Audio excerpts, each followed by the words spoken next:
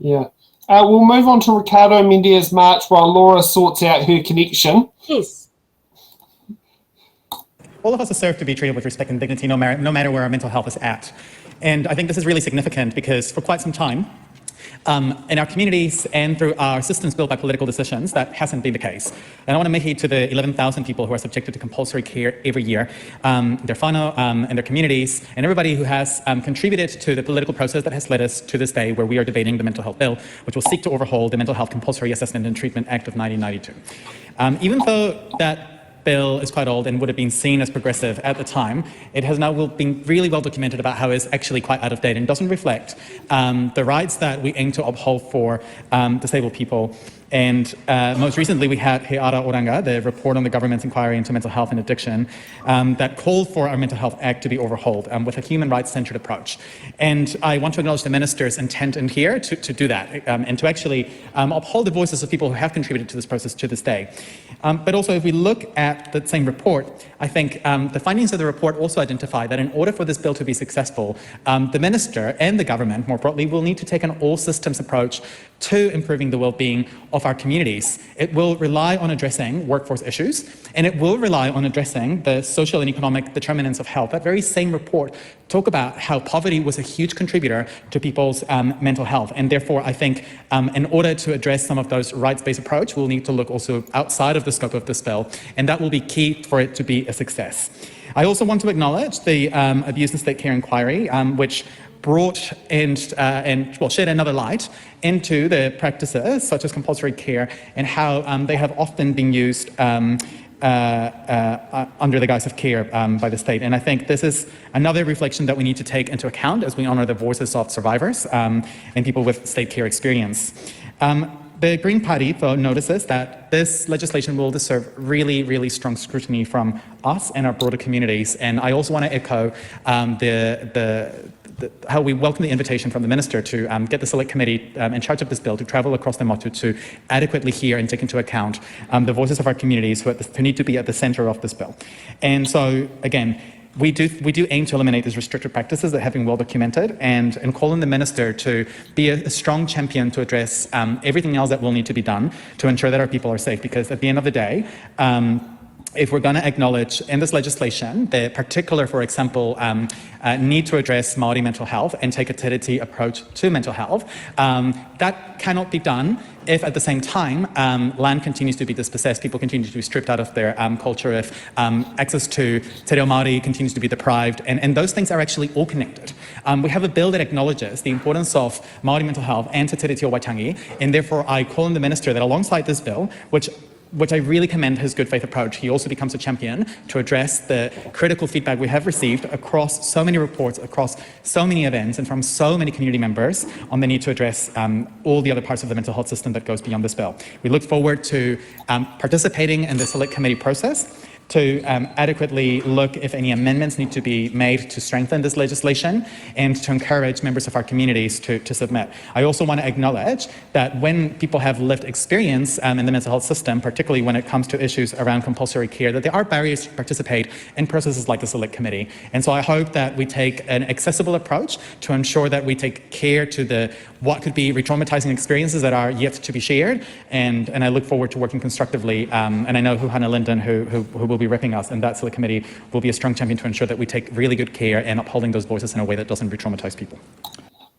Okay, can everyone hear me? Yes, yeah. You've moved around a bit, but I'm sure the new home can work. Okay, I was just checking. All right. Huhana, if you've got any commentary on that. Well, I guess I was actually reading some of the comments here, and they're right. Desperate people do desperate things. Now, I worked along with Auckland Action Against Poverty kind of on the outside, but utilised a lot of their work. Last time National were in, we had a crisis of homelessness we hadn't seen in a long time. And when Labor got in, that finally started to reduce. But the Welfare Expert Advisory Report group was formed.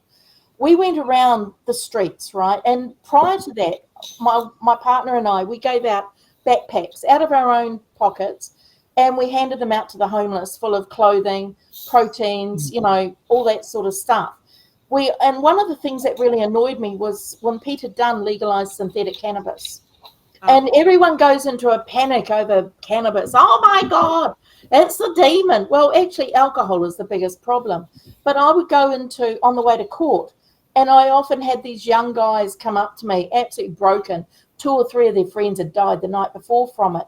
Now, that is desperation, okay?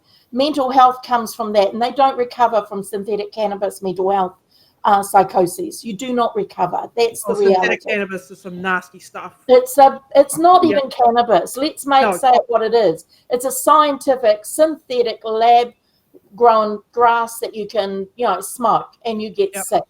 And this has compounded over the years. Then we got COVID. We've come to this position now. It is so important that we look at our mental health. It does need upgrading, but when it comes to people with disabilities, they've removed our ministry. They've given us record cuts. They've actually now removed certain funding for autistic people. Fetal alcohol isn't included. The problem we have is this inequity between support services, whether you're mental health, whether you're deaf, or whether you're disabled. If you are under 18, you're under Ministry of Education. If you're over 18, over 65, you're under aged care, DHBs, or the old DHBs.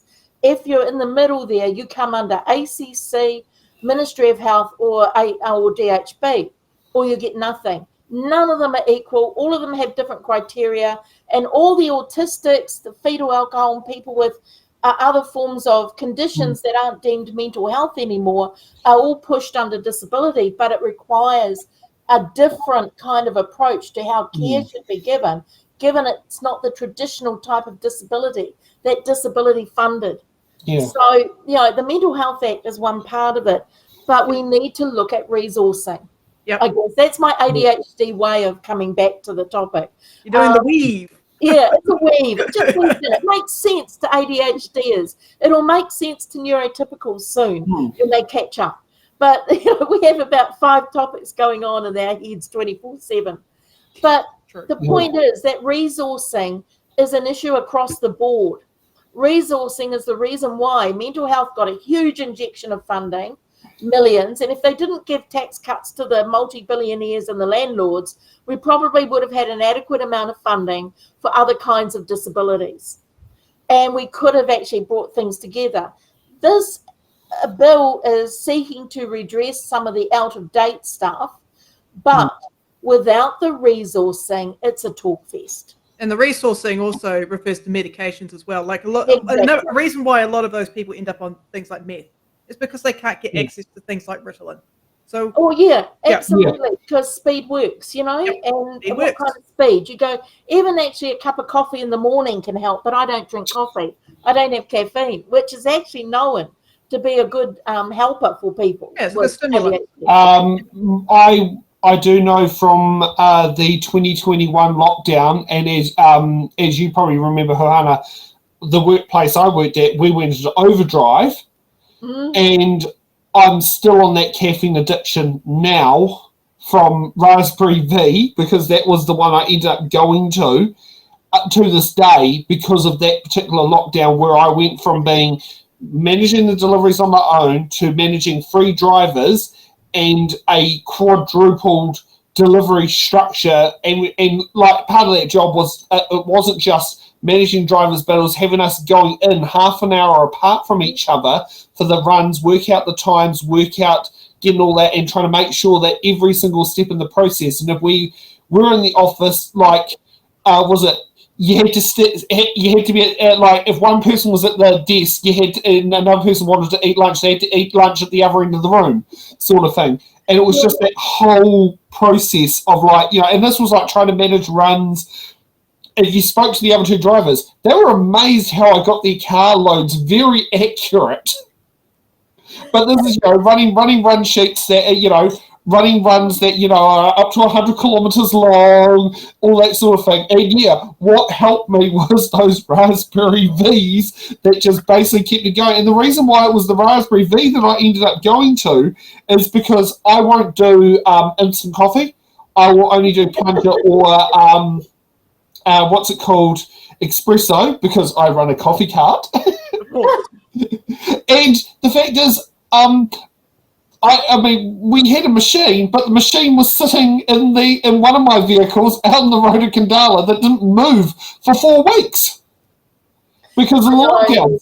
I mean, at that point I had 3 vehicles on the go, and I remember it was only one of them was going out the day, and I remember the days off, I probably wouldn't have left the house because of the level restrictions. Well, someone's got to drink the coffees during the lockdown. Yeah, exactly. It was going to go off anyway. Well, it was amazing how many trips I made to my coffee supplier's house in Charo to his letterbox to pick up stock. So, like for me, that lockdown meant I could sit there. I had a great time in that lockdown. I mean, I could drive from Timaroa and Upper Hutt all the way to Rotoni and not get stopped at a traffic light. And anyone who knows that you normally stop at about 3 of those traffic lights on the way down. Yep. It was strange times, eh? Oh, I know. It felt weird going through like every single traffic light at 100 k's in 5th gear, and you just like not even a car waiting to turn out of the roads. That was so weird. I mean, hey, we now got Transmission Gully, so I don't know how things would have gone, but back then we didn't have Transmission Gully. So, yeah.